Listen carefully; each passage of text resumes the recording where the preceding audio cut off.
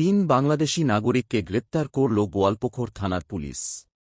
বৃহস্পতিবার ওই তিন বাংলাদেশি নাগরিককে ইসলামপুর মহকুমা আদালতে তোলে পুলিশ। জানা, গোয়ালপুখর থানা এলাকার মোহাম্মদ মাসুদ নামে এক ব্যক্তির বাড়িতে আশ্রয় নিয়েছিল এই বাংলাদেশি নাগরিকরা।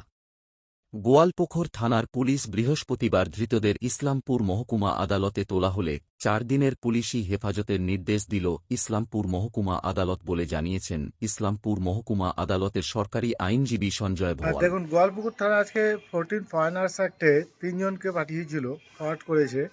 এদের নাম হলো মোহাম্মদ মুর্তাজ আলী, মোহাম্মদ আলী এবং প্রবীণ রায়।